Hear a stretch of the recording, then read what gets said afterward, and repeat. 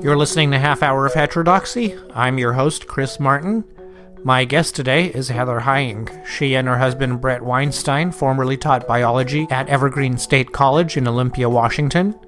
After some highly publicized protests in the middle of 2017, they both left. Heather now describes herself as a professor in exile.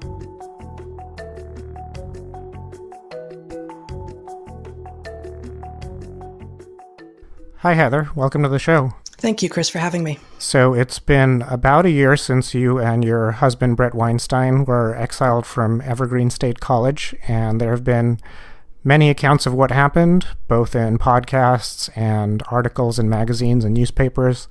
So instead of rehashing that, I thought I would jump to the question of what you and Brett have been doing since you became professors in exile. Well, there are a lot of ways to answer that question. Maybe I could start by saying something about the unique educational experience and therefore faculty experience that Evergreen allowed before it went off the rails, and which I truly hope, if not Evergreen, some other school can pick up and model as an educational model going forward. So there were full-time programs at Evergreen, which meant that students didn't go from a class, say, on evolutionary biology, which I might have been teaching, to OChem, to art history. They were doing whatever they were doing full-time. And their full-time experience with a professor or professors and their peers, their student colleagues, lasted for a quarter or 2 quarters or 3 quarters. And so at its most enriching, these programs could be communities that within a week of cohering, everyone knew each other's names and you were beginning to establish trust. And at the end of a full academic year, you'd really gone deep, both deep and broad, and discovered things you didn't even know you were looking for, and asked questions that didn't appear to be on the table, maybe weren't written into the curriculum in the first place. But the combination of a long period of time together, along with not assuming trust and not assuming that you should believe anyone on the basis of their authority, say because they had a PhD or because they claimed to have thought about something before, meant that really it was possible. And I truly do miss this part of teaching and of being at Evergreen. It was possible to create classrooms and field experiences where when people, beyond the first couple of days, when students or faculty said something that wasn't quite right, or that had an assumption built into it that they weren't clear on, you could say, and you should say, and it was, in my classrooms, in Brett's classrooms, in some of the other faculty at Evergreen's classrooms, it was really expected that you say, no, here's why. No disrespect to you. Let us not conflate my disagreement with you with a personal dislike of you. But that isn't true. Or what else would need to be true in order for that to be true? Let's figure this out. Sort of an epistemological approach to science and to everything, a questioning of what the foundations of our knowledge is and how it is that we're making claims of truth, was the foundation of how I taught and how Brett taught. And in combination with having lots of time together, students loved it, actually. They were shocked by it at first. They weren't certain of what to do with it. Many of them, given the climate that parenting has taken in the U.S. and the K-12 schools, many of them were not expecting, and it doesn't feel good at first. It's uncomfortable, right? No one really likes being told that they're wrong. Although after you've been told you're wrong a few times and you've emerged at the other side with a better model of your world, it's actually really empowering. So that part of what was possible at Evergreen, I miss. And I think both Brett and I have begun to do some of that in different ways out there in the world through writing and through speaking. There's no replacement for the deep dive into community that having hours and hours and hours, week upon week, month upon month with one another can grant. But I hope that while Evergreen does not appear to be doing a 180 that it would need to do in order to retain its the educational model that allowed it, that some other schools can look at this and say, actually, this is a model that allows for diversity of all sorts, of demographic markers, sure, of course, but also of thought, of ideas, of approaches, of backgrounds, of values.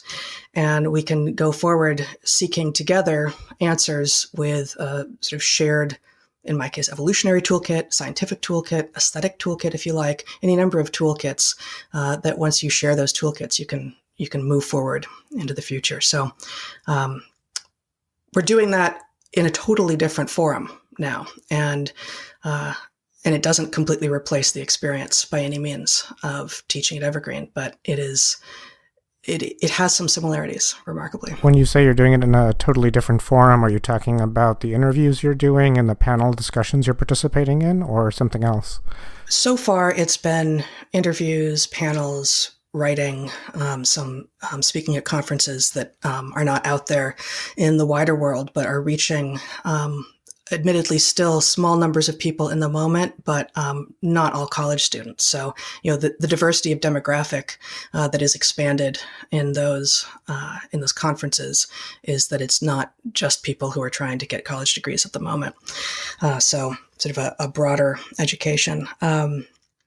Both Brett and I have thought about doing, for instance, online courses, concentrated, dedicated educational retreats, either in the field, either someplace like tropical rainforest, the Amazon, or elsewhere.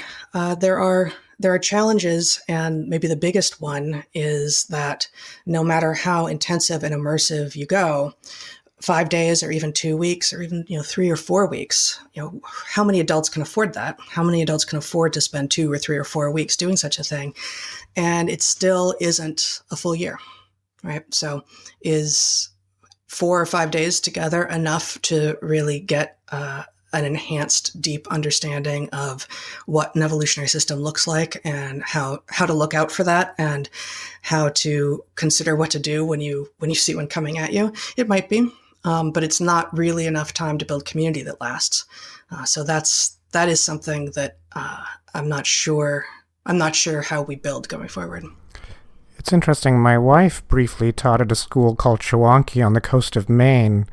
I don't know to what degree the lessons there were based on an evolutionary framework, but it did seem like they used the same model. It was located more or less in the middle of a forest near the coast, and there were many unstructured experiences that involved just going out and exploring the ecology.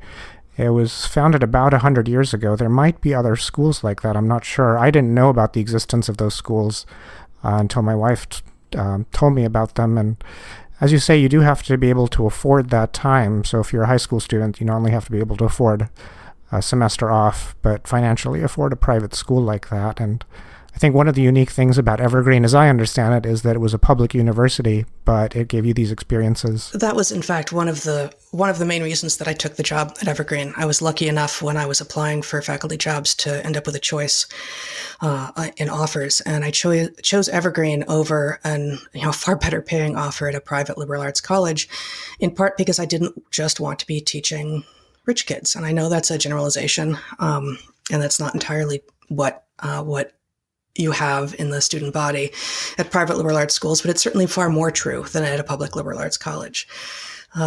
And really, it was one of my true joys at Evergreen to work with students who were socioeconomically diverse. Enough so that, for instance, there's a federal program called the Gilman Scholarship, which is designed specifically to give students who are from poor enough backgrounds to be eligible for Pell Grants, whether or not they actually receive Pell Grants. If anyone who is eligible to receive a Pell Grant who gets accepted into a study abroad program, such as the ones that I created and ran several times at Evergreen, you can apply for a Gilman to get up to $5,000 to contribute to your study abroad fees. And that, in combination with me working with students in advance during the summers after I'd accepted them into my program, but before classes had actually started, I worked with students to hone their grant writing skills. And every year that I did study abroad, the Gilman scholarships at Evergreen jumped practically an order of magnitude. I had 6, 7, 8 students every year that I taught study abroad receive these. And it was an incredible joy to take students, many of whom had never been outside of the state of Washington, had never had a passport before, had imagined other worlds for themselves. But students who had grown up so poor, for instance, that they had eaten roadkill because that was all their family could afford. And now I get to take them to Panama, to Ecuador, to the Galapagos, to Amazon. It was extraordinary. That really is extraordinary. And I think that's a meaningful experience, not just for those students, but for their families as well, to see their children, if they're first-generation students, do things like that and not just sit in classrooms. I certainly had that experience coming from India. I needed a very large scholarship, and fortunately I received one. And I was able to not only study on campus, but do one study abroad program. Where did you go? Oh, I went to England and France. It was an art history program. We went with a professor from the college.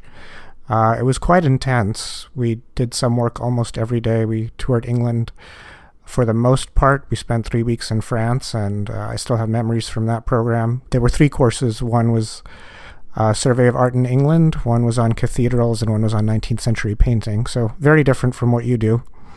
But extraordinary, and material that you would learn much differently entirely in the abstract in a classroom half a world away.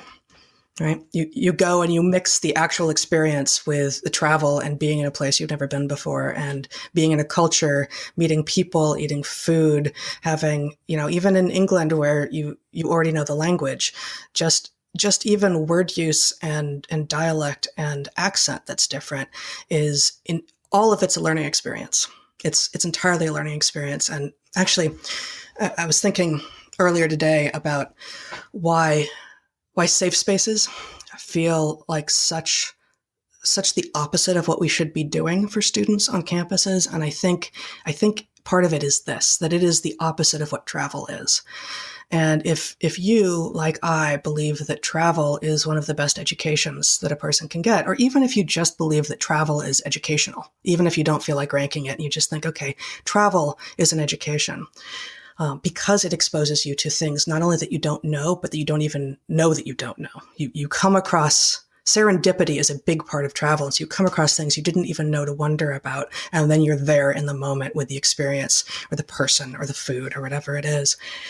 And a safe space goes exactly the opposite direction. It says it argues that we need to control everything, and only by controlling everything can we move forward. And my feeling is by controlling everything, you limit all possible outcomes only to those that you have already imagined. Yeah, that is limiting. I feel like safe spaces, in my experience at the universities I've been to, have not actually taken that route. I feel like if I were to look into the students who used the safe spaces, I would expect they were also students who did study abroad programs. They may have been different at Evergreen State. Is that what they were like there? I don't actually know. I don't know that we even had things called safe spaces. I'm thinking more generally in the abstract, and I do think that there is an inconsistency in that many of the students who are most vocally advocating for things like trigger warnings and safe spaces and decrying cultural appropriation and such are actually, frankly, the economically privileged students, that many of them come from upper middle class or upper class homes. And so, yes, in general, unless you're in a place where faculty or staff are actively working to help lower income students do study abroad, usually it's going to be those students who are traveling as well. But as I'm sure anyone who's traveled outside of a bubble knows, there are lots of ways to travel, and you can do so. You can do so and still keep your cultural blinders on and make sure not to actually expose yourself to ideas or things or people or languages or food that you don't want to be exposed to. So even though I do think it's some of the same students who advocate for safe spaces and who do study abroad, I don't think that puts the lie to the idea that they are opposite types of experiences. I agree. I feel like our society has changed just sociologically